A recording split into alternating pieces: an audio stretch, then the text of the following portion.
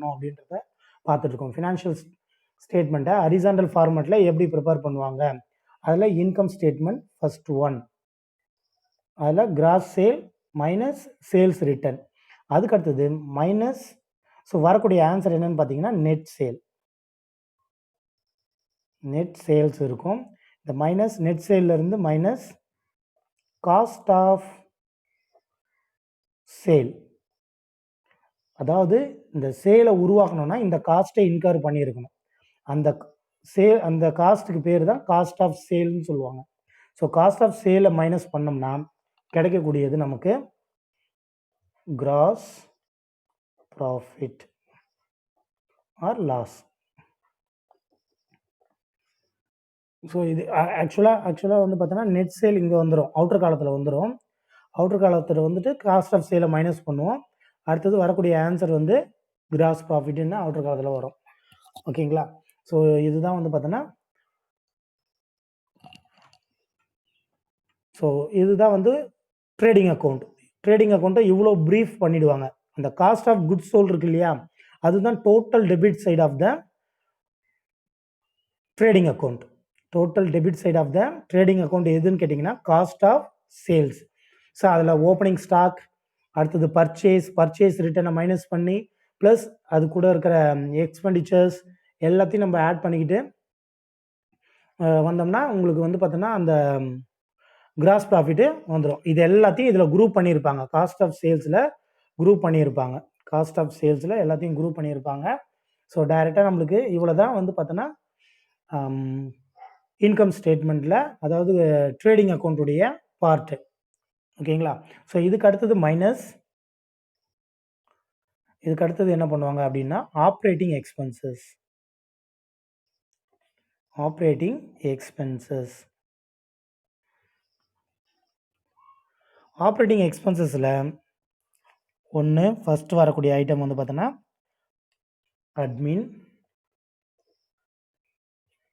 Admin expenses, ரெண்டாவது selling and distribution, அடுத்தது மூணாவது அதர் மெயின்டெனன்ஸ் எக்ஸ்பென்சஸ். ஸோ இந்த மாதிரி வரக்கூடிய எல்லா எக்ஸ்பென்சஸையும் குரூப் பண்ணோம்னா இதுதான் total operating expenses. So gross ப்ராஃபிட்டிலிருந்து ஆப்ரேட்டிங் எக்ஸ்பென்சஸை மைனஸ் பண்ணோம்னா, ஆப்ரேட்டிங் எக்ஸ்பென்சஸை இது இருக்கு இல்லையா, அந்த ஆப்ரேட்டிங் எக்ஸ்பென்சஸ் ஆக்சுவலாக இது ஹெட்டிங். இந்த ஆப்ரேட்டிங் எக்ஸ்பென்சஸ்க்குள்ளே இந்த மாதிரியான ஐட்டம்ஸ்லாம் இருக்கும். Admin, selling, other maintenance expenses, இது எல்லாமே இதுக்குள்ளே வரும். ஓகேங்களா? ஸோ இந்த மாதிரியான எக்ஸ்பென்சஸ் எல்லாத்தையும் என்ன பண்ணுவாங்க, அதில் ஃப்ரம் த கிராஸ் ப்ராஃபிட்லேருந்து மைனஸ் பண்ணோம்னா வரக்கூடிய ஆன்சர் என்னன்னு பார்த்தீங்கன்னா இதுதான் operating profit. Operating profit. So இது ஒரு ஆன்சர், இது ஒரு ரெண்டாவது ஆன்சர், ஆப்ரேட்டிங் ப்ராஃபிட். அதுக்கு அடுத்தது பார்த்தோன்னா என்ன மைனஸ் பண்ணுவாங்க அப்படின்னு கேட்டிங்கன்னா ஆப்ரேட்டிங் ப்ராஃபிட்லேருந்து, அதாவது கிராஸ் ப்ராஃபிட் இருக்குது, அதில் ஆப்ரேட்டிங் எக்ஸ்பென்சஸை மைனஸ் பண்ணுறோம், வரக்கூடியது ஆப்ரேட்டிங் ப்ராஃபிட். ஆப்ரேட்டிங் ப்ராஃபிட்லேருந்து மைனஸ் நான் ஆப்ரேட்டிங்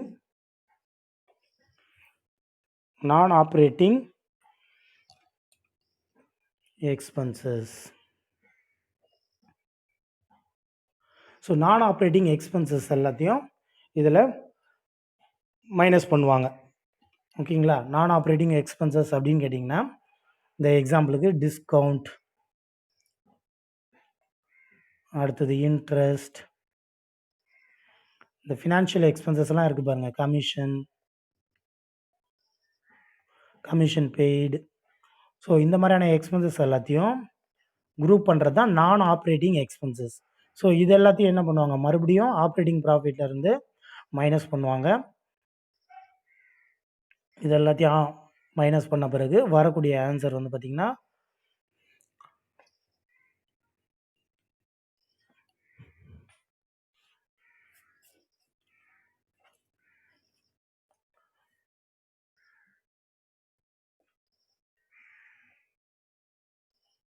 அடுத்தது மைனஸ் பண்ண வேண்டியது ஆட் பண்ணணும். அதாவது ஆப்ரேட்டிங் எக்ஸ்பென்சஸ், நான் ஆப்ரேட்டிவ் எக்ஸ்பென்சஸ்.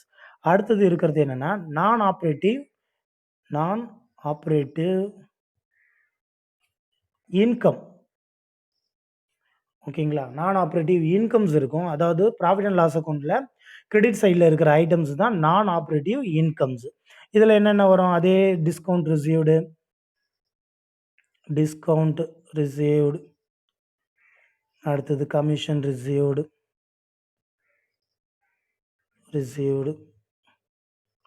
அடுத்தது இன்ட்ரெஸ்ட் ரிசீவ்டு.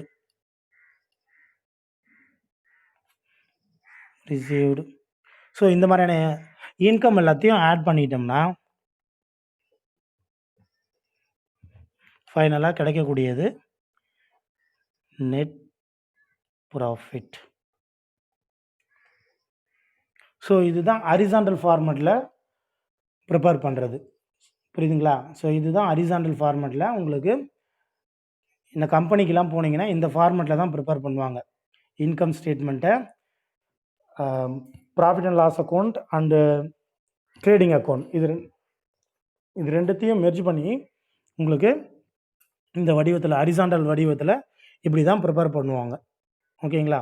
ஸோ இதுதான் இன்கம் ஸ்டேட்மெண்ட். அதே பேலன்ஸ் ஷீட் எப்படி பண்ணுவாங்க அப்படின்னா சிம்பிளாக உங்களுக்கு சொல்லிடுறேன். பேலன்ஸ் ஷீட் பார்த்தீங்கன்னா balance sheet as on 31st 3 2018. So இப்படி மென்ஷன் பண்ணியிருப்பாங்க. பேலன்ஸ் ஷீட்டை நம்ம டி ஃபார்மேட்டில் லைபிலிட்டி அசட் அப்படின்னு நம்ம பிரிக்க மாட்டோம். இங்கே எப்படி பிரிப்போம்? எல்லாமே ஹரிசாண்டல் ஃபார்மேட்டில் தான் ப்ரிப்பேர் பண்ணுறோம். அப்போனா முதல்ல என்ன பண்ணிப்பாங்க அப்படின்னா ஹெட்டிங் எழுதிப்பாங்க. அசட்ஸ் அப்படின்னு சொல்லி ஹெட்டிங் போட்டுருவாங்க. அதில் first one fixed asset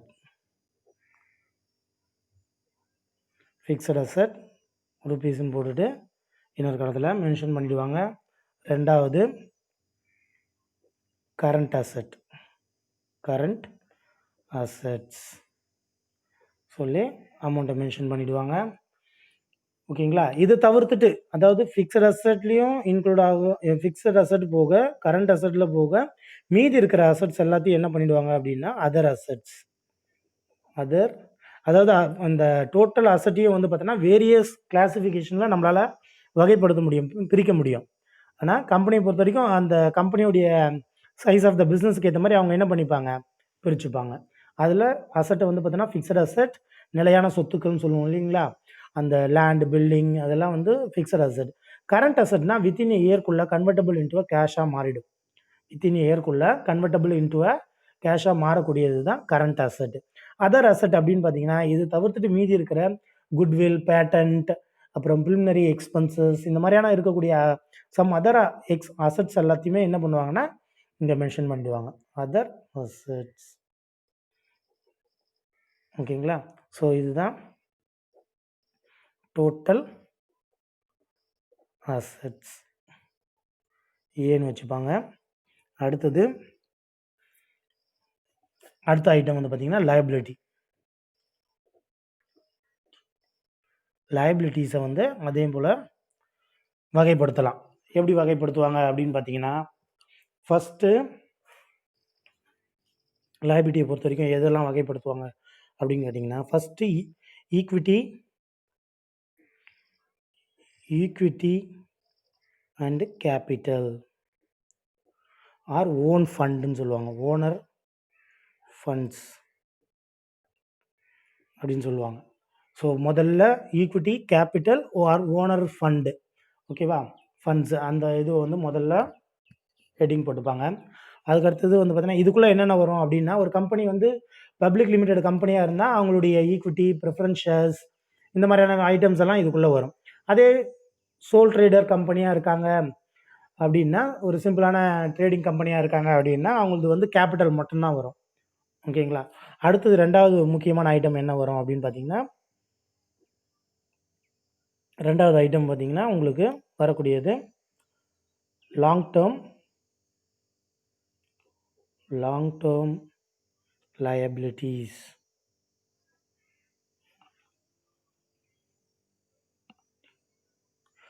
liabilities. அடுத்தது மூணாவது வந்து பார்த்தோன்னா current liabilities.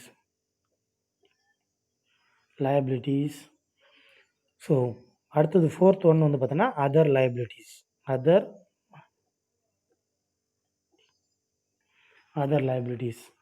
ஸோ இந்த மாதிரி ஐட்டம்ஸ் வரும். இது எல்லாத்தையும் என்ன பண்ணிப்பாங்க,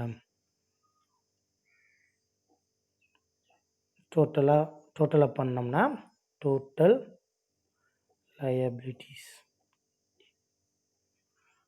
லைபிலிட்டிஸ்னு சொல்லி மென்ஷன் பண்ணுவாங்க. ஓகேங்க.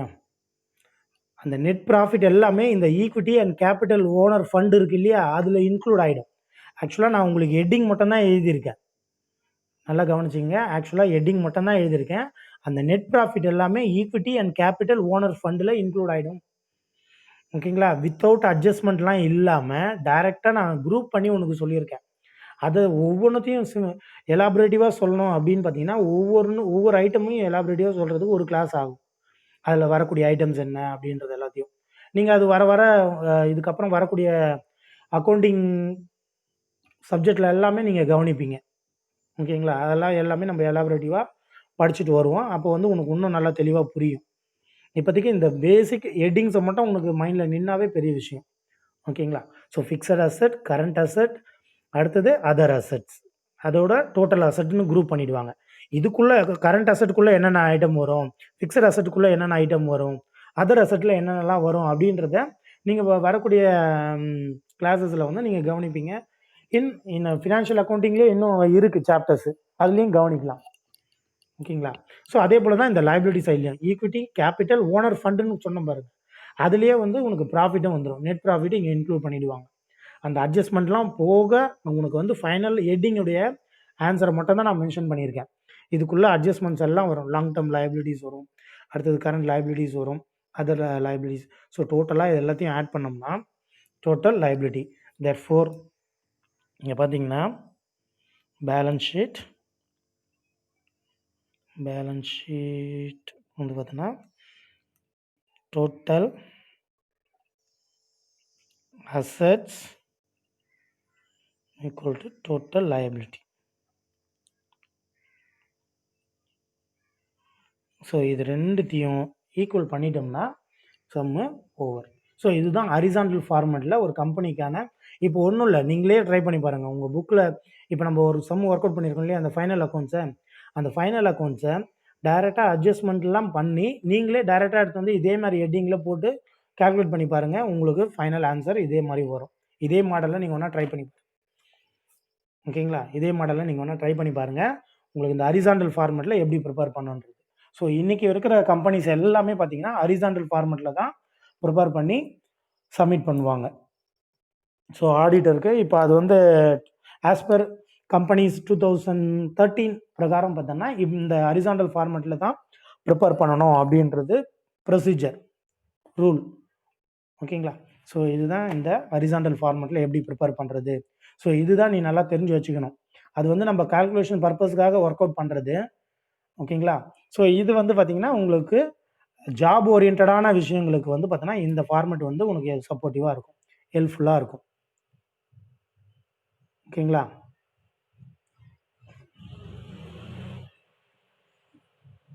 ஸோ அடுத்தது நம்ம இன்றைக்கி பார்க்க போகிற நியூ ஹெட்டிங் என்னென்னா அட்ஜஸ்ட்மெண்ட்ஸ். ஓகேவா. இன்றைக்கி பார்க்க போகிற ஐட்டம் அடுத்த சாப்டர் என்னன்னு பார்த்தீங்கன்னா அட்ஜஸ்ட்மெண்ட். என்னென்ன அட்ஜஸ்ட்மெண்ட்ஸ் இருக்குது, அந்த அட்ஜஸ்ட்மெண்ட்டுக்கு என்னென்னலாம் நீங்கள் ப்ரொசீஜர் பண்ணணும் அப்படின்றத பார்க்கலாம். ஸோ இன்றைக்கி ஹெட்டிங் வந்து பார்த்தோன்னா adjustments.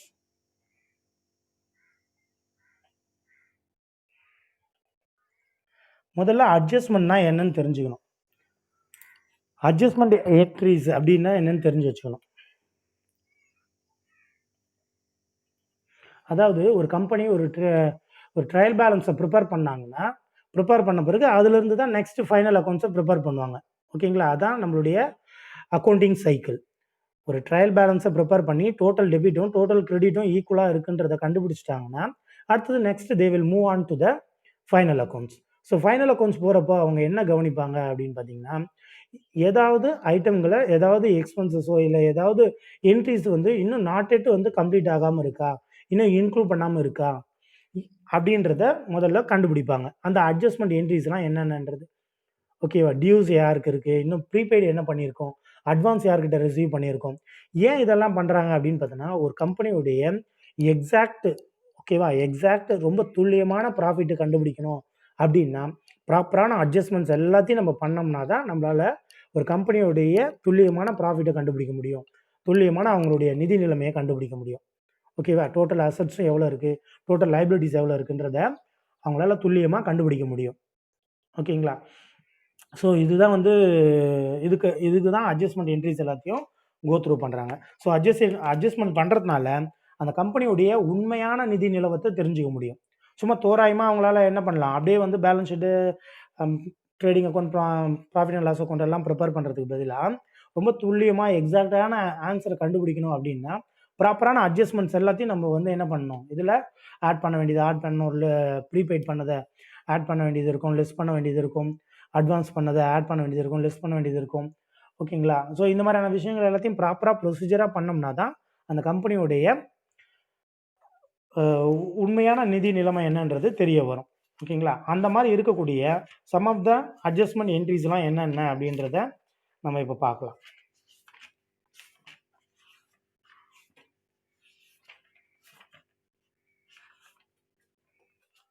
So start from the trading அக்கௌண்ட்லேருந்தே நம்ம ஆரம்பிப்போம். என்னென்ன உனக்கு வந்து அட்ஜஸ்ட்மெண்ட்ஸ் வரும், என்னென்ன அட்ஜஸ்ட்மெண்ட்ஸ் வந்து எங்கேருந்து ஸ்டார்ட் ஆகும் அப்படின்றத நம்ம கவனிக்கலாம். ஸோ ஃபஸ்ட்டு ட்ரேடிங் அக்கௌண்ட்லேருந்து ஆரம்பிப்போம். ட்ரேடிங் அக்கௌண்ட்டில் வரக்கூடிய அட்ஜஸ்ட்மெண்ட்ஸ்லாம் என்னென்ன அப்படின்றத முதல்ல பார்த்துருவோம். அப்படி தான் ஹெட்டிங் வைஸாக பார்த்தோம்னா உனக்கு ஒன்றும் ஈஸியாக புரியும் இல்லைங்களா? ஸோ அதனால் நம்ம ஹெட்டிங் வைஸாகவே போகலாம், அப்போ உனக்கு ஈஸியாக இருக்கும். ஸோ அதில் ஃபஸ்ட்டு நம்ம ப்ரிப்பேர் பண்ணுறது என்னது, ட்ரேடிங் அக்கௌண்ட். ஸோ ட்ரேடிங் அக்கௌண்ட்டில்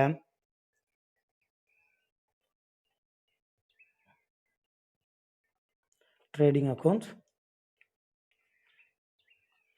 அதே போல் நல்லா தெரிஞ்சுக்கிங்க, இந்த ஹரிசாண்டல் ஃபார்மெட்டில் வந்து பார்த்தீங்கன்னா இங்கே எழுதியிருக்கிற ஐட்டம் தான் ஃபிக்ஸடு அப்படின்னு கிடையாது. ஓகேவா? ஸோ கம்பெனியுடைய சைஸ் ஆஃப் த பிஸ்னஸ், அந்த கம்பெனியுடைய நேச்சர் ஆஃப் பிஸ்னஸ்க்கு ஏற்ற மாதிரி இட் வில் வேரி.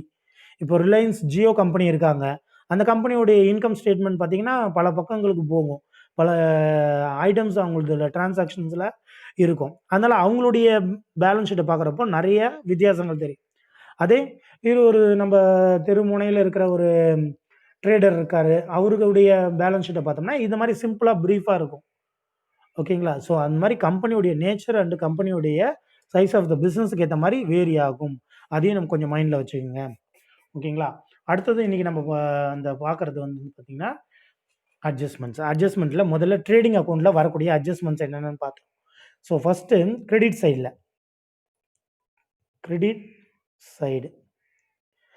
சைடில் வரக்கூடிய அட்ஜஸ்ட்மெண்ட் என்ன அப்படின்னு பார்த்தோன்னா, first one closing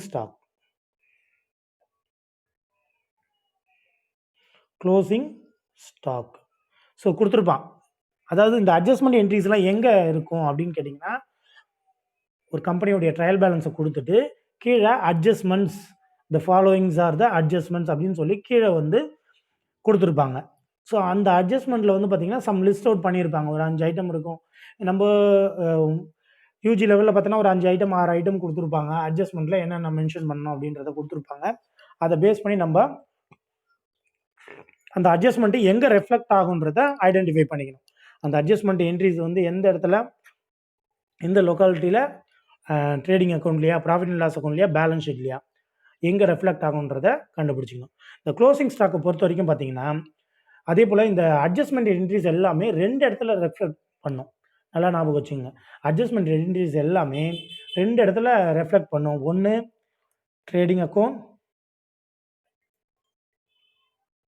balance sheet. ஓகேங்களா? 2 இடம். அதே போல் இன்னொரு 2 இடம்னு பார்த்தீங்கன்னா ப்ராஃபிட் அண்ட் லாஸ் அக்கௌண்ட், அடுத்தது பேலன்ஸ் ஷீட். ஸோ இந்த மாதிரி 2 இடத்துலையும் வந்து ரெஃப்ளெக்ட் ஆகும். புரியுதுங்களா? ஒன்று ட்ரேடிங் அக்கௌண்ட்டு, இன்னொன்று பேலன்ஸ் ஷீட்டு. அதே ப்ராஃபிட் அண்ட் லாஸ் அக்கௌண்ட்டில் ரெஃப்ளெக்ட் ஆகுதுன்னா மறுபடியும் பேலன்ஸ் ஷீட்டில் ரெஃப்ளெக்ட் ஆகும். அந்த 2 பிளேசஸ் வந்து கம்பல்சரி அட்ஜஸ்ட்மெண்ட் என்ட்ரியை நம்ம மென்ஷன் பண்ணணும்.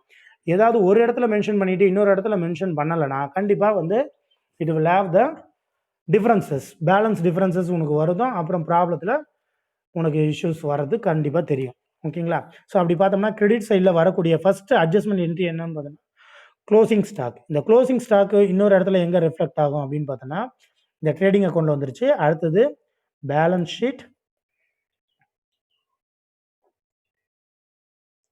asset side, ஓகேங்களா? ஸோ க்ளோசிங் ஸ்டாக் எங்கே வரும்? ட்ரேடிங் அக்கௌண்ட்டில் கிரெடிட் சைடில் க்ளோசிங் ஸ்டாக் வரும். அது அடுத்த இடத்துல எங்கே மென்ஷன் பண்ணணும் அப்படின்னு பார்த்தீங்கன்னா பேலன்ஸ் ஷீட்டில் அசட் சைடில் மென்ஷன் பண்ணணும். ஓகேங்களா? அடுத்தது வரக்கூடிய ஐட்டம்ஸ் ரிட்டர்ன்ஸ்லாம் வந்து பார்த்தீங்கன்னா உனக்கு அதுக்குள்ளேயே வந்துடும், ட்ரையல் பேலன்ஸ்குள்ளேயே வந்துடும். அதனால் வந்து அட்ஜஸ்ட்மெண்ட்டில் வரதுக்கு வாய்ப்பு கிடையாது. ஸோ கிரெடிட் சைடில் இது மட்டும்தான். அடுத்தது பார்த்தீங்கன்னா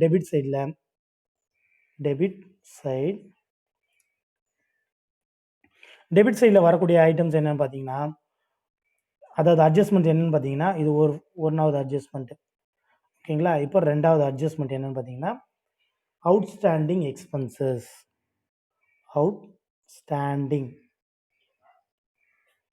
எக்ஸ்பென்சஸ்.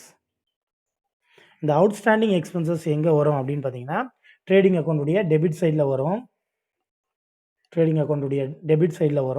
அடுத்தது இன்னொன்று பேலன்ஸ் ஷீட்டுடைய லைபிலிட்டி சைடில் வரும். ஓகேங்களா? எப்படி அவுட்ஸ்டாண்டிங் எக்ஸ்பென்சஸ்க்கு எப்படி வரும் அப்படின்னு கேட்டிங்கன்னா அவுட்ஸ்டாண்டிங் எக்ஸ்பென்சஸ் பார்த்தீங்கன்னா அதாவது அப்படி அந்த வார்த்தைக்கான அர்த்தம் என்ன அப்படின்னு பார்த்தீங்கன்னா இன்னும் நாட் எட் பெய்டு.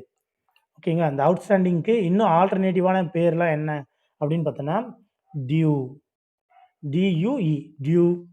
அப்புறம் நாட் எட் பெய்டு. இந்த அவுட்ஸ்டாண்டிங்கான ஆல்டர்னேட்டிவ் வேர்ட்ஸ் சொல்கிறேன். Outstanding expenses, due, not yet paid. ஓகேவா? இந்த மாதிரி ஆல்டர்னேட்டிவ் வேர்ட்ஸில் வரும். டியூ, அப்புறம் நாட் எட் பெய்டு, அப்புறம் அவுட்ஸ்டாண்டிங். எக்ஸாம்பிளுக்கு வந்து பார்த்திங்கன்னா வேஜஸ் அப்படின்னு சொல்லி நம்ம அமௌண்ட்டை மென்ஷன் பண்ணியிருப்போம் இன்னொரு காலத்தில்.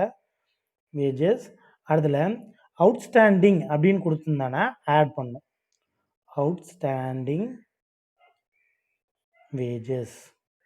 அவுட்ஸ்டாண்டிங் வேஜஸை ஆட் பண்ணி அவுட்டர் காலத்தில் பேலன்ஸை காட்டணும். ஓகேங்களா? இந்த அவுட்ஸ்டாண்டிங் இருக்குங்க இல்லையா, இந்த அவுட்ஸ்டாண்டிங் எக்ஸ்பென்சஸை மட்டும் எடுத்துகிட்டு போயிட்டு மறுபடியும் எங்கே காட்டணும் அப்படின்னு பார்த்தோன்னா ஃப்ரம் த பேலன்ஸ் ஷீட்டில் இது அசட்டு, இது லைபிலிட்டி. ஸோ இங்கே வந்து நம்ம அவுட்ஸ்டாண்டிங் எக்ஸ்பென்சஸ் அப்படின்னு சொல்லி காட்டணும். ஓகேங்களா? ஸோ ட்ரேடிங் அக்கௌண்ட்டில் இந்த மாதிரி நம்ம அட்ஜஸ்ட்மெண்ட் பண்ணணும். வேஜஸ் ஆட் அவுட்ஸ்டாண்டிங் வேஜஸை ஆட் பண்ணணும். ஏன் ஆட் பண்ணணும் அப்படின்னா இன்னும் பே பண்ணாமல் இருக்குது. அப்போ பே பண்ண வேண்டியது கம்பெனியுடைய பொறுப்பு. ஓகேங்களா? அப்போ எவ்வளோ பே பண்ணணும் அப்படின்னா அந்த அமௌண்ட்டை கொடுத்துருப்பாங்க. 2 மந்த் வேஜஸ் கொடுக்கல, 1 மந்த் வேஜஸ் கொடுக்கல, ஒரு வருஷத்துடைய வேஜஸ் கொடுக்கல அப்படின்னா அந்த வேஜஸ் அமௌண்ட்டை நம்ம என்ன பண்ணணும், டோட்டல் வேஜஸ்லேருந்து ஆட் பண்ணி அவுட்டர் காலத்தில் இங்கே மென்ஷன் பண்ணிவிடுவோம். அதுக்கப்புறமா அந்த அவுட்ஸ்டாண்டிங் நல்லா தெரிஞ்சுக்க, அந்த அவுட்ஸ்டாண்டிங் இந்த பேலன்ஸ் கிடையாது. ஆட் பண்ணி போட்ட சில பேர் என்ன பண்ணுவாங்கன்னா இந்த ஆட் பண்ணி போடுற இந்த பேலன்ஸ் எடுத்து வந்து பேலன்ஸ் ஷீட்டில் காமிச்சிருவாங்க. அதை பண்ணக்கூடாது, அந்த மிஸ்டேக் பண்ணக்கூடாது. இங்கே ரவுண்ட் அப் பண்ணியிருக்கேன் பாரு, அந்த அவுட்ஸ்டாண்டிங் வேஜஸ் எவ்வளவோ அந்த அமௌண்ட்டை மட்டும்தான் எடுத்து வந்து லைபிலிட்டி சைடில் நம்ம மென்ஷன் பண்ணி காட்டணும். ஸோ இதுதான் outstanding or due, not yet paid அப்படின்னு இருந்துச்சுன்னா, வேஜஸ் இருந்துச்சுன்னா இதே தான். அதே போல் இந்த அவுட்ஸ்டாண்டிங்லேயே வந்து பார்த்தீங்கன்னா ப்ராஃபிட் அண்ட் லாஸ் அக்கௌண்ட்டில் ரெஃப்ளெக்ட் பண்ணுற மாதிரியான ஐட்டம்ஸும் இருக்கும். அதாவது இது வந்து பார்த்தோன்னா வேஜஸ் நாட் எட் பெய்டு, இது அட்ஜஸ்ட்மெண்ட் என்ட்ரி. ஓகேங்களா? அதே சேலரி வந்து பார்த்தோன்னா சேலரி நாட் எட் பெய்டு அப்படின்னு கொடுத்துருந்தானா, சேலரி நாட் எட் பெய்டுன்னு கொடுத்துருந்தானா, அதே ப்ராஃபிட் அண்ட் லாஸ் அக்கௌண்ட்டில் உங்களுக்கு இது டெபிட் சைடு, இது கிரெடிட் சைடு இல்லையா? ஸோ சேலரின்றதே one of the debit item. Salary இதில் ஆட்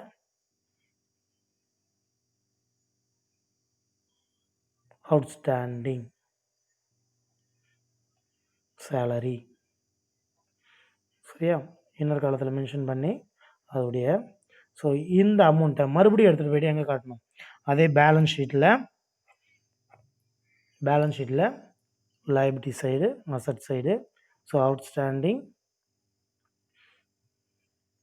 சேலரி.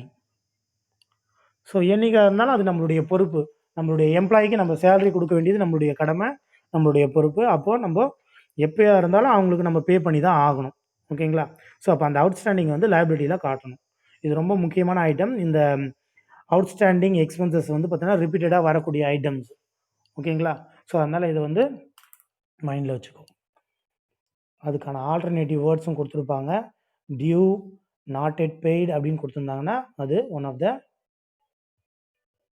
இம்பார்ட்டண்டான அட்ஜஸ்ட்மெண்ட், ஓகேங்களா. சேலரியாக இருக்கட்டும், வேஜஸாக இருக்கட்டும், இல்லை ரெண்ட்டாக இருக்கட்டும், any expenses not yet paid இல்லை அவுட்ஸ்டாண்டிங் அப்படின்னு கொடுத்தாங்கன்னா it is a add item. இதை வந்து நம்ம என்ன பண்ணிக்கணும், ஆட் பண்ணிக்கணும். ஃப்ரம் த பேலன்ஸில் வந்து நம்ம அதை ஆட் பண்ணிக்கணும், ஓகேங்களா. அடுத்தது வரக்கூடிய இது என்னென்னா மூணாவது ப்ரீபெய்டு எக்ஸ்பென்சஸ். ப்ரீபெய்டு எக்ஸ்பென்சஸ் அப்படின்னா என்ன அப்படின்னு கேட்டிங்கன்னா முன்கூட்டியே செலுத்திடுவாங்க. இப்போ இன்சூரன்ஸ் அந்த மாதிரியான ஐட்டம்லாம் பார்த்தா முன்கூட்டியே செலுத்தி வச்சுருவாங்க. அந்த டியூ டேட்டுக்கு வரதுக்கு பதிலாக முன்கூட்டியே செலுத்தி வச்சுருப்பாங்க. அதே போல் டேக்ஸும் பார்த்தீங்கன்னா முன்கூட்டியே செலுத்தி வைப்பாங்க, ஓகேவா. அட்வான்ஸ் டேக்ஸ் பே பண்ணுறது, இந்த மாதிரியான விஷயங்கள்லாம் ப்ரீபெய்ட் பண்ணியிருப்பாங்க.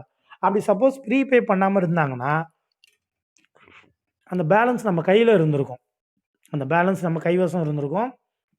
அதை நம்ம கேஷாக வந்து என்ன பண்ணியிருப்போம், அசட்டாக பேங்க்கில் வச்சுருந்துருப்போம். அப்போ நம்ம கையில் வந்து அசட்டாக இருந்திருக்கும். அதனால் இந்த ப்ரீபெய்டு எக்ஸ்பென்சஸ்க்கு வந்து பார்த்திங்கன்னா இது வந்து லெஸ் பண்ண வேண்டிய ஐட்டம், ஓகேங்களா. இங்கே பாருங்கள், இன்சூரன்ஸ் இது எப்படி வரும் அப்படின்னு பார்த்தோன்னா ப்ரீபெய்டுக்கு இன்சூரன்ஸ் ப்ரீபெய்டு ருபீஸ் 1000 அப்படின்னு கொடுத்துருக்கான்னு வச்சுக்கோம், ஓகேங்களா.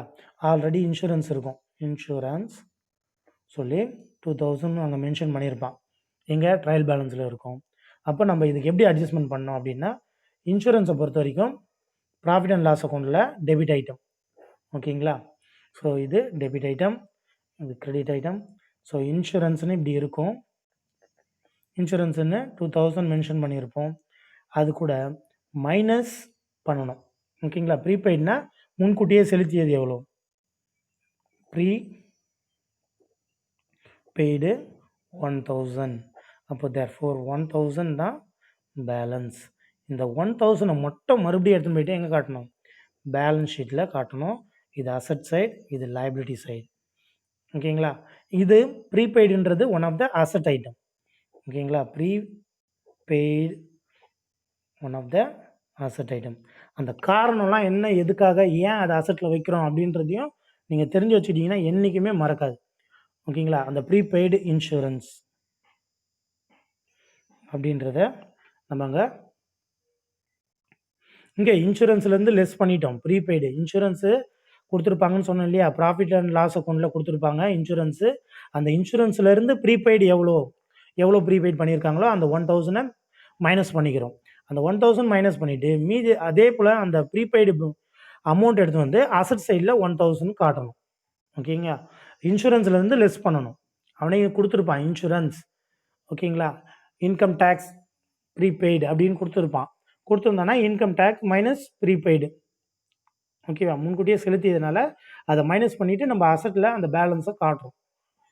ஸோ இதுதான் அடுத்தது வந்து பார்த்திங்கன்னா அக்யூர்டு இன்கம், ஓகேவா. இது வரைக்கும் புரிஞ்சுதா. அடுத்தது நாலாவது வந்து இம்பார்ட்டண்டான அட்ஜஸ்ட்மெண்ட் என்ன அப்படின்னு பார்த்தோன்னா அக்யூர்டு இன்கம்.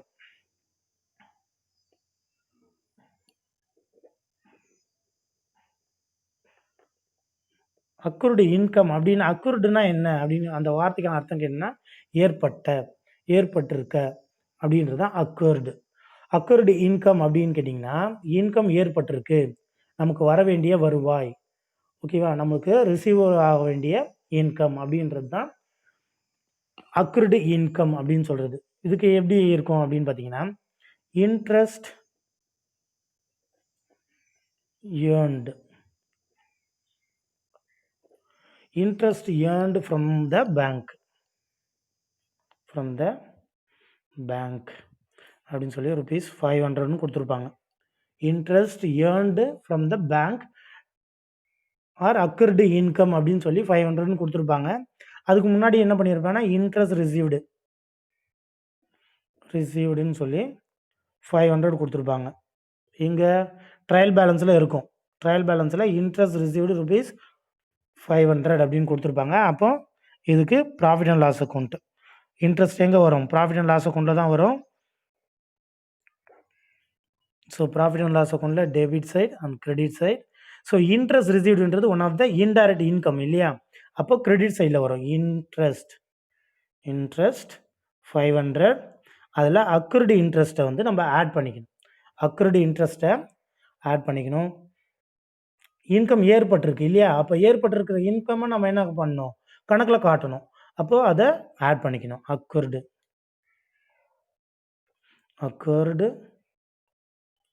500. அப்போ டோட்டலாக 1000. அப்போ இந்த இன்கம் இருக்கு இல்லையா? அக்ரூடு இன்கம் இன்ட்ரெஸ்ட் இருக்கு இல்லையா? இந்த இன்ட்ரெஸ்ட் எடுத்துகிட்டு வந்து அதே பேலன்ஸ் ஷீட்டில் அசட் சைடில் காட்டணும். ஏன்னா அது நமக்கு வந்திருக்கிற ஒரு வருவாய். அப்போ அந்த வருவாய் வந்து எப்படி இருக்குது? த்ரூ த கேஷ் மூலயமா பேங்க்லேயோ நம்ம கையில் கேஷாகவோ இருக்கும். அப்போது அது வந்து அக்ரூடு இன்கம் சொல்லி அசட் சைடில் காட்டணும். அக்ரூடு இன்கம்மை அசட் சைடில் காட்டணும். என்னென்னு புரியுதா? அக்ரூடு இன்கம்னா ஏற்பட்டிருக்க இன்கம் இன்னும் நமக்கு இன்னும் கணக்கில் வரல. அப்போ கணக்கில் வரணும்னா ஆட் பண்ணிக்கணும். இன்ட்ரெஸ்ட் கூட அந்த அக்ரூடு இன்கம்மை ஆட் பண்ணிவிட்டு அதை எடுத்து வந்து நெக்ஸ்ட் என்ன பண்ணணும்? பேலன்ஸ் ஷீட்டில் அசட் சைடில் காட்டணும். இது நம்மளுக்கு வந்திருக்க ஒரு வருவாய். அப்போ அதை அசட் சைடில் நம்ம காட்ட வேண்டியது கட்டாயம். ஓகேங்களா? அடுத்து வரக்கூடிய ஐட்டம் என்ன அப்படின்னு பார்த்தீங்கன்னா, ஸோ இது வந்து 4வது ஐட்டம். அடுத்தது 5வது ஐட்டம். 5வது ஐட்டம் என்னன்னு பார்த்தீங்கன்னா, income received in advance. So நல்லா கவனிச்சுக்க. Income received in advance. நான் ஃபோட்டோவும் எடுத்து அனுப்புவேன். அப்பயும் நீங்கள் கிளியராக பார்த்துக்கலாம். ஓகேங்களா? So income received in advance அப்படின்றது என்னென்னா, ஒரு செயலை செய்கிறதுக்கு முன்னாடியே ஒரு அட்வான்ஸ் வாங்கிப்பாங்க. இப்போ எக்ஸாம்பிளுக்கு ஒரு பில்டிங் கான்ட்ராக்ட் இருக்காருன்னா, அந்த வேலையை ஸ்டார்ட் பண்ணுறதுக்கு முன்னாடி அவர் என்ன பண்ணுவார்? ஒரு அட்வான்ஸ் கேட்பார். அந்த அட்வான்ஸ் கொடுத்துட்டு அதுக்கப்புறமா லேட்டரான 1 மந்த் கழிச்சோ இல்லை 2 மந்த் கழிச்சோ தான் அவர் என்ன பண்ணுவார்? ஒர்க்கை ஸ்டார்ட் பண்ணுவார். ஸோ ஒரு அட்வான்ஸை கொடுத்து நம்ம புக் பண்ணுறோன்றோம் இல்லையா? அந்த மாதிரி வந்து ஒரு பேமெண்ட்டை கொடுத்துருவாங்க. அது கம்பெனி என்ன பண்ணிடுவாங்கன்னா அட்வான்ஸாக ரிசீவ் பண்ணிவிடுவாங்க. ரிசீவ் பண்ணிட்டாங்கன்னா அது கம்பெனியுடைய one of the liability item. ஓகேங்களா? அந்த ஒர்க்கை கம்ப்ளீட் பண்ணி தர வரைக்கும் அவங்க கண்டிப்பாக என்ன பண்ணியிருக்கணும்? அந்த ஒர்க்குக்கான பொறுப்பை ஏற்றுக்கணும். ஓகேங்களா? ஏன்னா அட்வான்ஸும் ரிசீவ் பண்ணி வச்சுருக்காங்க. ஸோ இதோடைய ரெஃப்ளெக்ட் எப்படி இருக்கும் அப்படின்னு பார்த்தோன்னா, profit and loss account and balance sheet. இது லைபிலிட்டி, இது அசெட். ஓகேங்களா? So income received in advance அப்படின்னா கமிஷன். ஓகேங்களா? கமிஷனை முன்னாடியே வாங்கி விட்டுருப்பாங்க. நான் உனக்கு இந்த ஒர்க்கை கம்ப்ளீட் பண்ணி தரேன்னு சொல்லி கமிஷனை வாங்கியிருப்பாங்க. ஸோ கமிஷன் ரிசீவ்டுன்றது one of the credit item. Commission received அப்படின்னு இருக்கும். அவன் ட்ரையல் பேலன்ஸில் கொடுத்துருப்பான். கமிஷன் ரிசீவ்டுன்னு கொடுத்துருப்பான். அந்த கமிஷன் ரிசீவ்டு இன் அட்வான்ஸ்னு சொல்லி கொடுத்துருப்பாங்க. கமிஷன் ரிசீவ்டு இன் அட்வான்ஸ்னு சொல்லி ஒரு அமௌண்ட் கொடுத்துருப்பாங்க. ரிசீவ்டு இன் அட்வான்ஸ் சொல்லி ஒரு அமௌண்ட் கொடுத்துருப்பாங்க. எக்ஸாம்பிளுக்கு இது 1000 ரூபாய் இருக்குது அப்படின்னா, இது ஒரு 500 ரூபாய் கொடுக்குறாங்கன்னா, அப்போ முன்கூட்டியே வாங்கியிருக்காங்க அப்படின்னா, இன்னும் அந்த ஒர்க்கை கம்ப்ளீட் பண்ணி தரல. அப்போ பேலன்ஸ் வந்து பார்த்தீங்கன்னா 500 ரூபி. ஓகேவா? அப்போ இந்த 500 ரூபாவை மட்டும் என்ன பண்ணோன்னா லைபிலிட்டி சைடில் மறுபடியும் காட்டணும். So income received in advance. முன்கூட்டியே நம்ம செய்கிறதுக்கு முன்னாடி, வேலையை கம்ப்ளீட் பண்ணுறதுக்கு முன்னாடி ஒரு இன்கம்மை வாங்கியிருக்கோம் அப்படின்னா அது நமக்கு one of the liable item. So liability சைடில் ரெஃப்ளெக்ட் ஆகும், காட்டணும். ஓகேங்களா? அடுத்தது முக்கியமான ஐட்டம் என்னன்னு பார்த்தீங்கன்னா, அடுத்து வரக்கூடிய ஐட்டம் என்னன்னு பார்த்தீங்கன்னா, 6வது ஐட்டம் டிப்ரிசியேஷன்.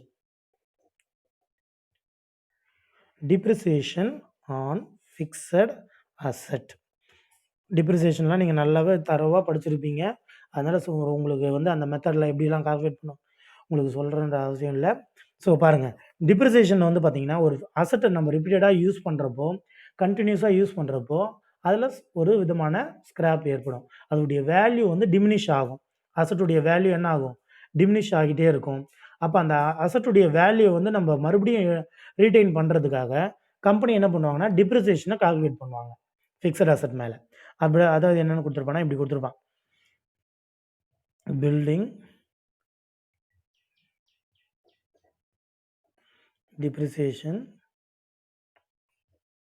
at 10% இப்படின்னு கொடுத்துருப்பான். அட்ஜஸ்ட்மெண்ட் என்ட்ரி இப்படி கொடுத்துருப்பான். Building depreciation at 10%. அந்த பில்டிங்குடைய cost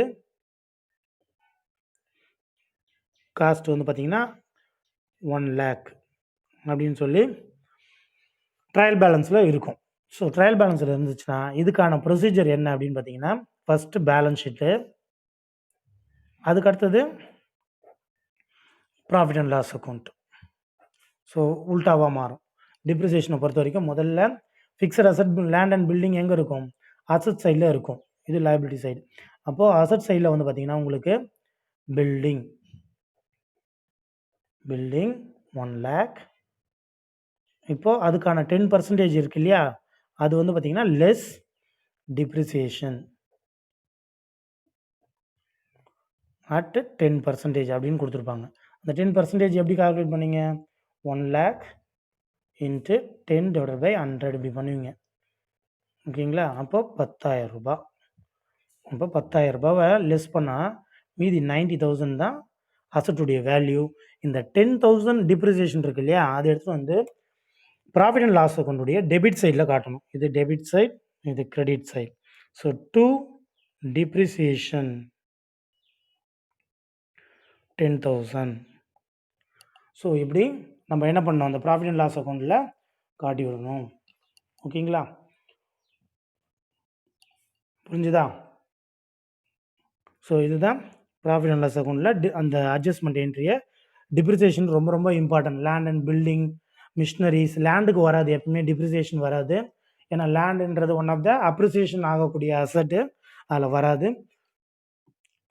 only building, machineries, furniture, இந்த மாதிரியான ஐட்டம்ஸுக்கு மட்டும்தான் வந்து டிப்ரிசியேஷனை கால்குலேட் பண்ணுவோம். அதோடைய ரெஃப்ளெக்ட் இப்படி தான் இருக்கும். அசட் சைடில் முதல்ல அட்ஜஸ்ட்மெண்ட் பண்ணுவோம்.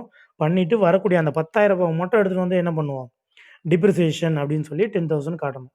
ஓகேங்களா? சம்டைம் என்ன பண்ணிடுவாங்கன்னா, இந்த 90,000 எடுத்துகிட்டு வந்து ப்ராஃபிட் அண்ட் லாஸ் அக்கௌண்ட்லேயும் சில பேர் காமிச்சிடுவாங்க தவறுதலாக பேலன்ஸை. ஸோ அது பண்ணக்கூடாது. அது பண்ணிங்கன்னா உங்களுக்கு ஓவரான டிஃப்ரென்சஸ் வந்துடும், உங்களுக்கு டேலியே ஆகாது ப்ராப்ளம். அதனால் கேர்ஃபுல்லாக அந்த பேலன்ஸ், அதுக்காக தான் உனக்கு ரவுண்ட் அப் பண்ணி காட்டுறேன். அந்த ரவுண்ட் அப் பண்ணுற பேலன்ஸை மட்டும், அட்ஜஸ்ட்மெண்ட் வர பேலன்ஸ் மட்டும்தான் நம்ம எடுத்து வந்து ரெஃப்ளெக்ட் பண்ணணும். அடுத்தது வரக்கூடியது என்ன அப்படின்னு பார்த்தீங்கன்னா, பேட் டெப்ட். அடுத்து வரக்கூடியது 7வது ஐட்டம், பேட் டெப்ட். பேட் டெப்ட்னா என்ன அப்படின்னு உங்களுக்கு நல்லா தெரியும். வாரா கடன் அப்படின்னு நீங்கள் 12th படிச்சிருப்பீங்க. ஸோ பேட் டெப்ட் அப்படின்றது என்னன்னு பார்த்தீங்கன்னா, அதாவது நம்மக்கிட்ட இருக்கிற டெப்டாஸ், ஓகேங்களா, நம்மக்கிட்ட இருக்கிற டெப்டாஸ் என்ன பண்ணுவாங்கன்னா, அதாவது கம்பெனிக்கு பணம் தர வேண்டிய நபர்கள், அவங்கள தான் டெப்டாஸ்ன்னு சொல்லுவோம்.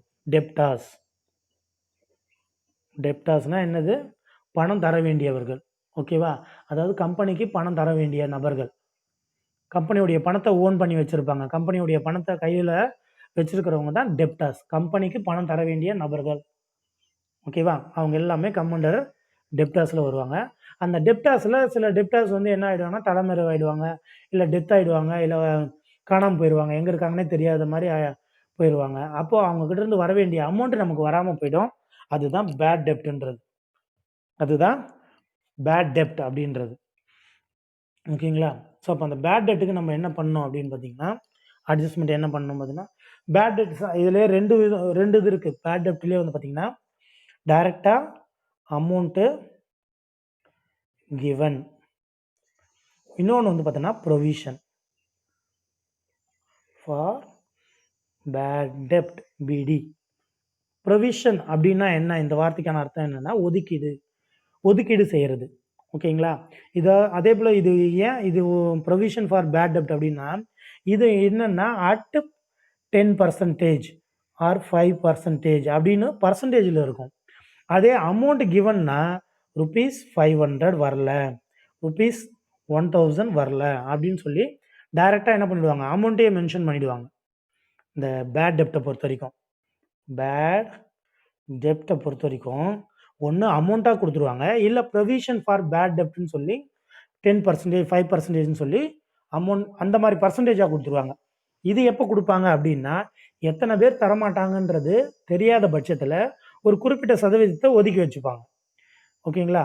அதே இத்தனை பேர் இந்த சப்ளையர் தரல, ₹500 வந்து இந்த சப்ளையர் தரல, ₹1000 இந்த சப்ளையர் தரல அப்படின்னு தெரிஞ்சிச்சுன்னா டைரெக்டாக அமௌண்ட்டை கொடுத்துருவாங்க. ஸோ 2 விதமான ஆப்ஷன்ஸில் கொடுப்பாங்க. ஓகேங்களா? அதனால் இது நல்லா நீங்கள் தெரிஞ்சு வச்சுக்க வேண்டியது தான். அதே போல் இந்த பேட் டெப்டில் இன்னொன்று நீங்கள் நல்லா தெரிஞ்சுக்கணும். இந்த பேட் டெப்டை பொறுத்த வரைக்கும் இந்த trial பேலன்ஸில் கொடுக்குறப்போ trial பேலன்ஸில்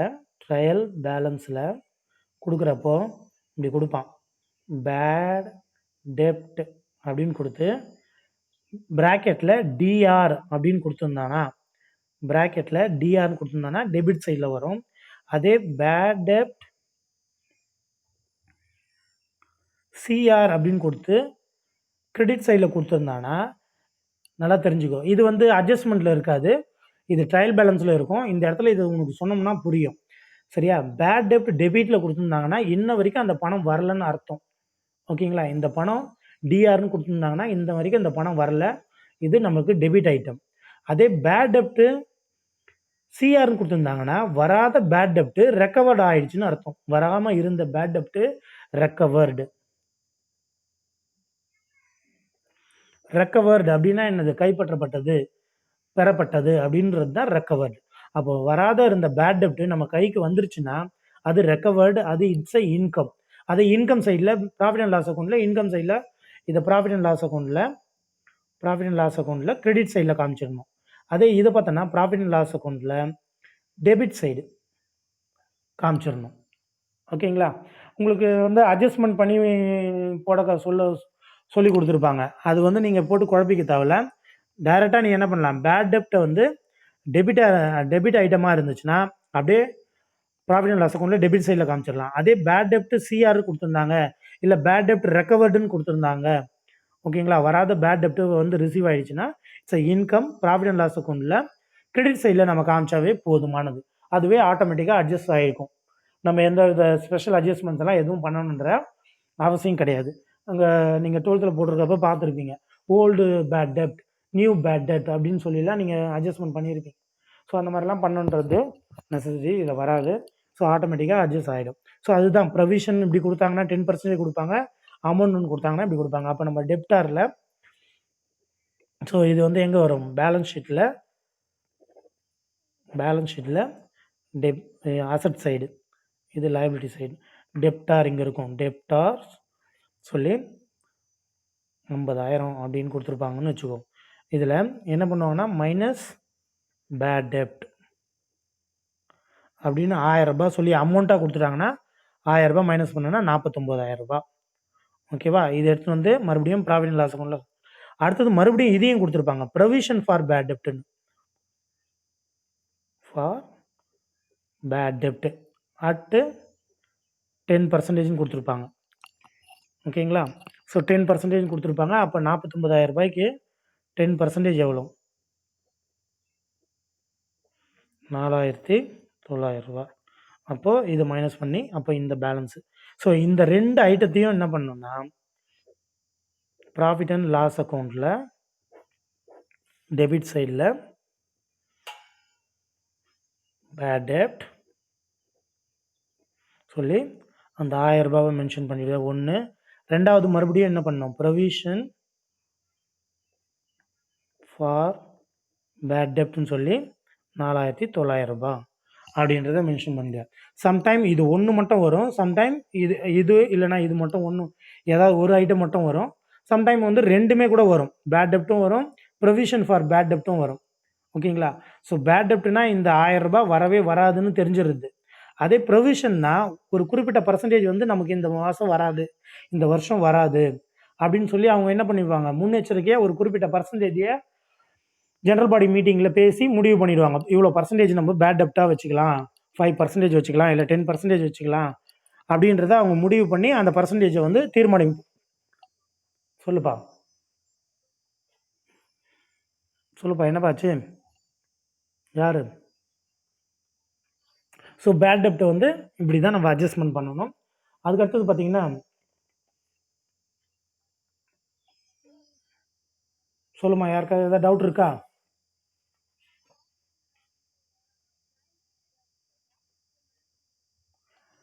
profit and loss அக்கௌண்ட்டில் எந்த மைனஸும் நம்ம பண்ண தேவையில்லம்மா, அப்படியே நம்ம என்ட்ரி பண்ணாவே போதும். ஆமாம், ரெண்டுத்தையுமே அப்படியே தனித்தனி காலமாக மென்ஷன் பண்ண வேண்டியதான். பேட் டெப்ட் அப்படின்னு சொல்லி ஒரு 1000 காட்டணும், ப்ரொவிஷன் ஃபார் பேட் டெப்ட்னு சொல்லி மறுபடியும் 4900 காட்டலாம். இல்லை உங்களுக்கு வந்து இது இருக்கும், ஓல்டு நியூ இப்படி இருக்கும், இப்படியும் நீங்கள் ஆட் பண்ணி காட்டுறதுனாலும் காட்டலாம், ஒன்றும் தப்பு கிடையாது. எனிவே எப்படியா இருந்தாலும் ப்ராஃபிட் அண்ட் லாஸ் அக்கௌண்ட்டில் ரெஃப்ளெக்ட் ஆகணும் ரெண்டு ஐட்டமும், அதுதான் நம்மளுக்கு தேவை. இதானே கேட்குறீங்க, ஓல்டு அது கூட ப்ளஸ் நியூ ஆட் பண்ணமான்னு அப்படியும் பண்ணி காட்டலாம். ஓகேவா?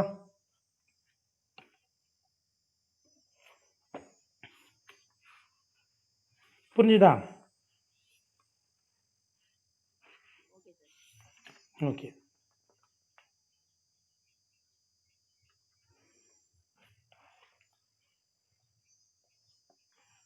ஸோ அடுத்த இம்பார்ட்டன்ட் ஐட்டம் என்ன அப்படின்னு பார்த்தீங்கன்னா, பேட் டெப்ட் போட்டுட்டோம். அடுத்தது ப்ரொவிஷன் ஃபார் பேட் டெப்ட்டும் போட்டாச்சு. அடுத்தது வந்து வரக்கூடிய இம்பார்ட்டண்டான ரிப்பீட்டட் ஐட்டம்ஸ் என்ன அப்படின்னு பார்த்தீங்கன்னா, இன்ட்ரெஸ்ட் ஆன் கேபிட்டல். ஓகேங்களா? அடுத்தது வரக்கூடியது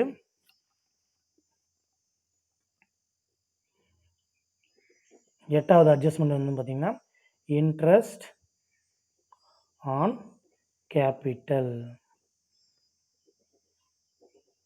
அதாவது என்ன, இந்த அட்ஜஸ்ட்மெண்ட்டுடைய ஏன் இது இன்ட்ரெஸ்ட் ஆன் கேபிட்டல் அப்படின்றதுனா, ஒரு ஓனர் வந்து தன்னுடைய பிஸ்னஸ்க்காக இன்வெஸ்ட்மெண்ட் பண்ணக்கூடிய அமௌண்ட்டுக்கும் அவர் என்ன பண்ணுவார், ஒரு இன்ட்ரெஸ்ட் நார்மலாக சார்ஜ் பண்ணுவார். இதே அந்த கேபிட்டல் அமௌண்ட்டை வந்து பேங்க்கில் டெபாசிட் பண்ணியிருந்தாருன்னா அவருக்கு ஒரு நார்மல் இன்ட்ரெஸ்ட் கிடைச்சிருக்கும். அதே ஒரு தொழிலில் முதலீடு பண்ணுறப்போ அதுக்கும் ஒரு இன்ட்ரெஸ்ட் கிடைக்காதா, அந்த கேபிட்டலுக்கு ஒரு அப்ரிசியேஷன் கிடைக்காதான்னு சொல்லி அவர் என்ன பண்ணுவார்னா, ஒரு குறிப்பிட்ட பர்சன்டேஜ் வந்து இன்ட்ரெஸ்ட் ஆன் கேபிட்டல்னு கேல்குலேட் பண்ணுவார். ஓகேங்களா? அப்போ அது எப்படி அட்ஜஸ்ட்மெண்ட் வரும் அப்படின்னு பார்த்தீங்கன்னா, இன்ட்ரெஸ்ட் ஆன் கேபிட்டல்னு சொல்லி அமௌண்ட்டாக கொடுத்துருக்கான், இல்லை பர்சன்டேஜ் 2%, 5% அப்படின்னு சொல்லி பர்சன்டேஜை மென்ஷன் பண்ணிப்பார். இன்ட்ரெஸ்ட் ஆன் கேபிட்டல் அட் 5% அப்படின்னு வச்சுருக்கோம். ஓகேங்களா? அப்போது இதுக்கு வந்து அட்ஜஸ்ட்மெண்ட் எப்படி வரும் அப்படின்னு பார்த்தீங்கன்னா, பேலன்ஸ் ஷீட் இது லைபிலிட்டி சைடு, இது அசட் சைடு, அடுத்தது ப்ராஃபிட் அண்ட் லாஸ் அக்கௌண்ட்டு. ஓகேங்களா? ஸோ இப்போ இங்கே என்ன அட்ஜஸ்ட்மெண்ட் அப்படின்னு பார்த்தீங்கன்னா, கேபிட்டல் ஆல்ரெடி கொடுத்துருப்பாங்க, கேபிட்டல் அப்படின்னு கொடுத்துருப்பாங்க. எக்ஸாம்பிளுக்கு 50,000 வச்சுக்கோம், 50,000 கொடுத்துருப்பாங்க.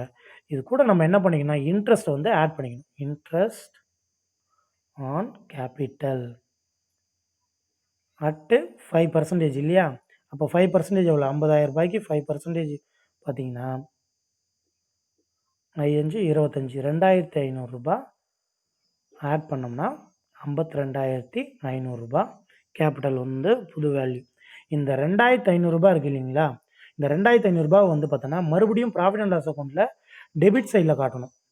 ஏன் டெபிட் சைடில் காட்டணும் அப்படின்னு பார்த்தோன்னா, இது ஒரு செலவினம், இது ஒரு expenses to the owner to interest on capital 2,500. நல்லா கவனிச்சிக்க, அந்த ரவுண்ட் அப் பண்ணுற பேலன்ஸ் தான் நம்ம மென்ஷன் பண்ணணும். மாற்றி கீழே இருக்கிற பேலன்ஸ் 52,500 மென்ஷன் பண்ணக்கூடாது. ஏன்னா பசங்க பண்ணக்கூடிய, நாங்கள் எக்ஸாம் பேப்பர் வேல்யூ பண்ணுறப்போ பண்ணக்கூடிய அந்த மிஸ்டேக்ஸை கண்டுபிடிச்சிருக்கோம், பார்த்துருக்கோம், நிறைய தடவை பார்த்துருக்கோம் பசங்க என்ன தப்பு பண்ணுவாங்கன்றது. அதனால் அதை ரிப்பீட்டடாக சொல்கிறேன். அந்த ரவுண்ட் அப் பண்ணுற அந்த பேலன்ஸை மட்டும்தான் எடுத்துன்னு வந்து டூ இன்ட்ரெஸ்ட் ஆன் கேபிட்டல் சொல்லி டெபிட் சைடில் காட்டணும். இது ஒரே எக்ஸ்பென்சஸ். ஓகேங்களா? ஸோ கேபிட்டலுக்கு வந்து அட் 5% கொடுத்தாங்கன்னா பேலன்ஸ் ஷீட்டில் லைபிலிட்டி சைடில் முதல்ல இன்ட்ரெஸ்ட்டை ஆட் பண்ணிக்கணும். 50,000க்கு 5% எவ்வளோ இன்ட்ரெஸ்ட்ன்றதை ஆட் பண்ணோம்னா 52,500 ரூபாய், அதாவது 2,500 ரூபாய் வரும். அதை ஆட் பண்ணிக்கிட்டுனா 52,500 ரூபாய் டோட்டல் கேபிட்டலுடைய வேல்யூவாக இருக்கும். அந்த 2,500 ரூபாய் எக்ஸ்பென்சஸ் தான் மறுபடியும் நம்ம ப்ராஃபிட் அண்ட் லாஸ் அக்கௌண்ட்டில் டெபிட் சைடில் காட்டணும். ஓகேங்களா? அடுத்தது அப்படியே இதுக்கு உண்டான ஐட்டம் என்னன்னு பார்த்தீங்கன்னா இன்ட்ரெஸ்ட் ஆன் டிராயிங். அடுத்தது வந்து பார்த்தீங்கன்னா interest on drawings. So interest on drawings வந்து பார்த்தீங்கன்னா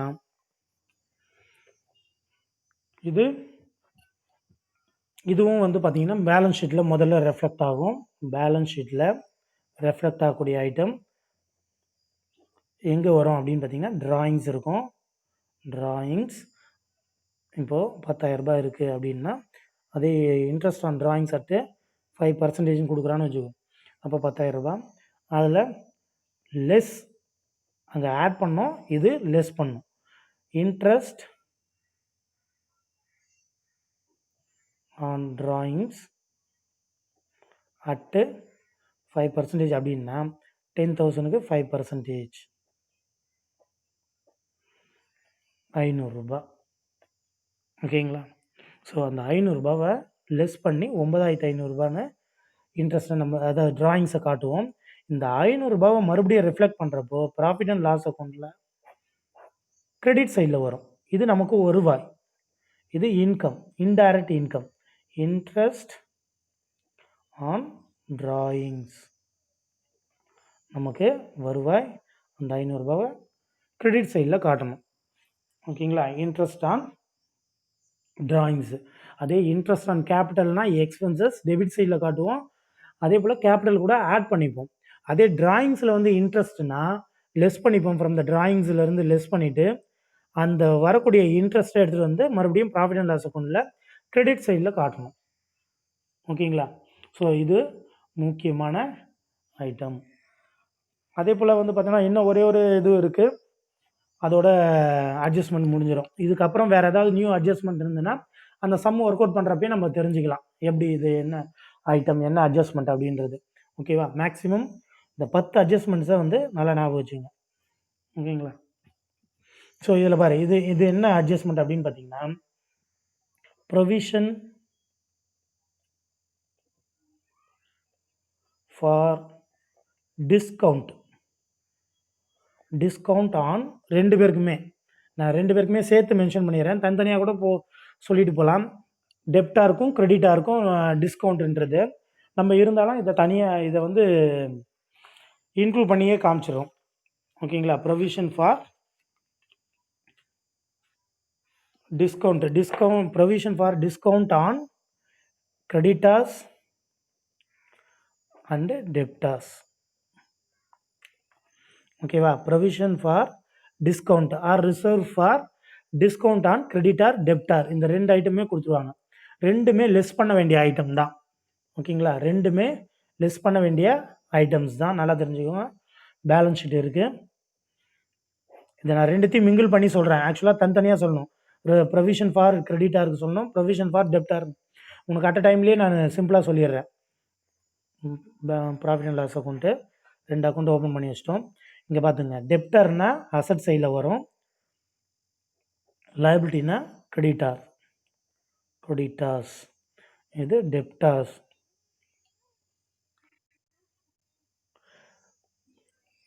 ஓகேவா? Creditors debtors. இப்போ இதுதான் ரெண்டு பேலன்ஸு. இப்போ பார்த்தீங்கன்னா இந்த டிஸ்கவுண்ட் இருந்துச்சுன்னா இந்த provision for discount on creditor இல்லை டெப்டார் அப்படின்னு கொடுத்துருந்தாங்கன்னா அட்டு இது 5% கொடுக்குறாங்க, இது அட்டு 10% கொடுக்குறாங்கன்னு வச்சுக்கோ, ஒரு டிஃப்ரென்ஸுக்காக. அப்போது இங்கே என்ன பண்ணோன்னா டிஸ்கவுண்ட் ஆன் டெப்டார்ஸ் 5%. அந்த 5% நம்ம என்ன பண்ணோன்னா இங்கே லெஸ் பண்ணி காட்டணும். ஓகேங்களா? அதே போல் தான் கிரெடிட்டாருக்கும் லெஸ் பண்ண வேண்டியது தான். நம்ம கிரெடிட்டாருக்கும் நம்ம லெஸ் பண்ணி தான் காட்டணும். இப்போ கிரெடிட்டாருடைய பேலன்ஸ் இருக்கும் less discount on creditors at 10% அப்படின்னு இருந்துச்சுன்னா அதையும் நம்ம லெஸ் பண்ணி தான் காட்டணும். இதில் இந்த லெஸ் பண்ணுற ஐட்டம் எது எங்கே வரும் அப்படின்னு பார்த்தீங்கன்னா டெப்டாரில் இருக்கிறது டு டிஸ்கவுண்ட் ஆன் டெப்டார் அப்படின்னு சொல்லி டெபிட் சைடில் காட்டுவோம். அதே கிரெடிட்டாருடைய டிஸ்கவுண்ட்டாக இருந்ததுன்னா நமக்கு income by discount on creditor சொல்லி அந்த பேலன்ஸை இங்கே எடுத்து வந்து காட்டுவோம். ஓகேங்களா? ஸோ கிரெடிட் சைடில் டெபிட் சைடில் வர்றது தான் இதில் வித்தியாசம். மற்றபடி ரெண்டு பேருக்குமே லெஸ் பண்ணணும். டெப்டாருக்காக இருந்தாலும் டிஸ்கவுண்ட்டை லெஸ் பண்ணணும், கிரெடிட்டாக இருந்தாலும் டிஸ்கவுண்ட்டை லெஸ் பண்ணணும். ஓகேங்களா? அதுக்கடுத்தது இந்த ப்ராஃபிட் அண்ட் லாஸ் அக்கௌண்ட்டில் வந்து பார்த்தீங்கன்னா டெப்டாராக இருக்கிற பட்சத்தில் டெப்டார்னா நம்ம கொடுக்குறது, டிஸ்கவுண்ட்டு கம்பெனி கொடுக்குறது. நல்லா ஞாபகம் வச்சுக்கோம். டெப்டாருக்கு கொடுக்குற டிஸ்கவுண்ட் வந்து நம்ம கொடுக்குற கம்பெனி கொடுக்குறாங்க. அப்போ கம்பெனிக்கு அது ஒரு செலவினம். கம்பெனி விட்டு கம்பெனி கையிலேருந்து காசு செலவாகுது டிஸ்கவுண்ட் கொடுக்குறதுனால. அப்போ அது செலவினத்தில் காட்டுறோம். அது கிரெடிட்டார்ன்றது வெளியில் இருக்கிற நமக்கு சப்ளை பண்ணக்கூடிய சப்ளையர் நமக்கு டிஸ்கவுண்ட் கொடுக்குறான். ஓகேவா? வெளியே நமக்கு ரா மெட்டீரியல் கொடுக்கக்கூடிய சப்ளையர் வந்து நமக்கு டிஸ்கவுண்ட்டை கொடுக்குறான். அப்போது அந்த டிஸ்கவுண்ட் வந்து நமக்கு என்னது? இன்கம். ஓகேவா? அதை நம்ம கிரெடிட் சைடில் காட்டுவோம். ஓகேங்களா? எப்படி நம்ம ஒரு டிஸ்கவுண்ட்டை வந்து நம்மளுடைய சப்ளையருக்கு, அதாவது நம்மளுடைய கஸ்டமருக்கு கொடுக்குறோம், அதே போல் நமக்கு சப்ளையர் நமக்கு டிஸ்கவுண்ட்டு கொடுப்பான். ஓகேங்களா? இந்த இடத்துல நல்ல ரெண்டு விதமான டிஃப்ரென்ஸை தெரிஞ்சு வச்சுக்கோங்க. என்ன டிஃப்ரென்ஸ் அப்படின்னு பார்த்தோன்னா, டெப்டார் அப்படின்னு பார்த்தோன்னா கஸ்டமர், அதே கிரெடிட்டார்னா சப்ளையர். ஓகேவா? கிரெடிட்டார்னா சப்ளையர்ஸ் இருப்பாங்க, டெப்டார்னா கஸ்டமர்ஸ்ன்ற நேமில் இருப்பாங்க. ஓகேங்களா? அதாவது கஸ்டமர்ஸ் தான் டெப்டார்ன்ற கேட்டகரியில் நம்ம நேம் அவுட் பண்ணியிருப்போம். அதே போல் சப்ளையர்ஸ் தான் நம்ம கிரெடிட்டார்ன்ற நேமில் கேட்டகரைஸ் பண்ணியிருப்போம். ஓகேங்களா? நமக்கு சப்ளை பண்ணி கொடுக்குற சப்ளையர்ஸ், ரா மெட்டீரியல்லாம் சப்ளை பண்ணுறாங்க இல்லையா, அவங்க தான் சப்ளையர்ஸ். அவங்கள கிரெடிட்டார்ன்ற ஹெட்டிங்கில் நம்ம வச்சுருப்போம். அதே நம்மளுடைய கஸ்டமர்ஸ், நம்மக்கிட்ட ரெகுலராக வாங்கக்கூடிய நபர்களை கஸ்டமர்ன்ற பேரில் டெப்டாராக நம்ம ஹெட்டிங் போட்டு வச்சுருப்போம். ஓகேங்களா? ஸோ இதுதான் மேஜராக இருக்கக்கூடிய அட்ஜஸ்ட்மெண்ட் என்ட்ரிஸ். இந்த அட்ஜஸ்ட்மெண்ட் என்ட்ரிஸை யூஸ் பண்ணி தான் நம்ம மறுபடியும் ஃபைனல் அக்கௌண்ட்ஸை ரீடிஃபைன் பண்ணி கால்குலேட் பண்ணுவோம். ஓகேங்களா? மேஜராக இருக்கக்கூடிய 10 விதமான அட்ஜஸ்ட்மெண்ட் என்ட்ரிஸை நம்ம பார்த்துட்டோம். இது எல்லா என்ட்ரிஸுமே வராது. இதில் எனி 5 விதமான என்ட்ரிஸ் மட்டும்தான் உனக்கு வந்து என்ன ஆகும்? ரெஃப்ளெக்ட் ஆகும். ஸோ அட்ஜஸ்ட்மெண்ட்டோட வர சம்மை வந்து நெக்ஸ்ட் கிளாஸில் நம்ம ஒர்க் அவுட் பண்ணலாம். புதன்கிழமை ஒர்க் அவுட் பண்ணலாம். ஸோ நீங்கள் அட்ஜஸ்ட்மெண்ட்டை நல்லா கோத்ரூ பண்ணுங்கள். நல்லா மைண்டில் வந்து அதோடைய லாஜிக்கலான மைண்டை வந்து நீங்கள் அப்ளை பண்ணி வச்சுங்க. சும்மா ப்ரொசீஜரலாக வந்து மைண்டில் வச்சுக்காத. லாஜிக்கலாக இதை ஏன் நம்ம டெபிட் பண்ணணும், இது ஏன் கிரெடிட் பண்ணணும், இது ஏன் லெஸ் பண்ணணும், இது ஏன் ஆட் பண்ணணும், இது ஏன் பேலன்ஸ் ஷீட்டில் காட்டணும், இது ஏன் ப்ராஃபிட் அண்ட் லாஸ் அக்கௌண்ட்டில் கிரெடிட் சைடில் காட்டணும், அசட் சைடில் காட்டணும் அப்படின்றதுல you need to clear mind. ஓகேவா? அதில் வந்து கிளியர் மைண்டாக இருந்தேன்னா உன்னை யாரும் வந்து கன்ஃபியூஸ் பண்ண முடியாது. நீ உனக்கு டவுட்டே எப்பயும் வராது. உன் மைண்டில் ஃபிக்ஸடாக இருக்கும். ஓகேங்களா? ஸோ எதையுமே ஒரு கான்செப்ட் பேஸோடு பாருங்கள். ஈஸியாக உங்கள் மைண்டில் கண்டிப்பாக நிற்கும். சும்மா நம்ம மார்க் வாங்கணும், இது தெரிஞ்சு படிக்கணும், இது அப்படின்ற மோட்டிவ் விட்டுட்டு நம்ம நாலேஜபிளாக மாறிடணும், நம்ம நாலேஜை கெயின் பண்ணிக்கணும் அப்படின்றத மைண்டில் வச்சிங்கன்னா கான்செப்டை வைஸாக உனக்கு வந்து ஸ்ட்ராங்காக மைண்டில் உட்காந்துரும். எப்போ எது கேட்டாலும் உன்னால் அதுக்கான ஆன்சரபிள் பண்ண முடியும். ஓகேங்களா? ஸோ என்னுடைய ஐடியாலஜியே அதுதான். உனக்கு கான்செப்ட் வைஸாக you need to be strong. ஓகேவா? கான்செப்டில் நீ ஸ்ட்ராங்காக இருந்தனா பேட் டெப்ட் அப்படின்னு சொன்னால் உனக்கு கான்செப்ட் கிளியராக தெரியணும். பேட் டெப்ட்ஸ்னால் என்ன, அதுக்கு என்னென்ன ரெஃப்ளெக்ஷன் நடக்கும், என்னென்ன அட்ஜஸ்ட்மெண்ட் நடக்கும் அப்படின்றது எல்லாத்தையும் நீ தெளிவாக தெரிஞ்சு வச்சுக்கிட்டேன்னா கண்டிப்பாக நீ எப்பயுமே மறக்க மாட்டேன். ஈஸியாக அதை ரிமெம்பர் பண்ணிப்பேன். ஸோ அதனால் என்னுடைய இது பிரகாரம் நான் உனக்கு சொல்லித்தரேன். நீ அதை ஈஸியாக மைண்டில் நிப்பாட்டி வச்சுக்கோங்க. ஓகேவா? ஸோ இப்போ இதில் இருக்கிற 10 அட்ஜஸ்ட்மெண்ட்ஸில் உனக்கு ஏதாவது அட்ஜஸ்ட்மெண்ட்டு டவுட் ஏதாவது இருக்கா? இப்போ சொல்லிக் கொடுத்த இந்த 10 அட்ஜஸ்ட்மெண்ட்டில் ஏதாவது டவுட் இருக்கா? சம் ஒர்க் அவுட் பண்ணுறப்போ உனக்கு இன்னும் அட்ஜஸ்ட்மெண்ட்டுடைய ரெஃப்ளெக்ட் எப்படி இருக்குன்றத நம்ம ப்ராப்ளமேட்டிக்காக கால்குலேட் பண்ணுறப்போ இன்னும் ஈஸியாக புரியும். ஓகேங்களா? யாருக்காவது ஏதாவது டவுட் இருந்ததுன்னா நீங்கள் கேட்கலாம். டவுட் இல்லைன்னா நம்ம முடிச்சுக்கலாம்.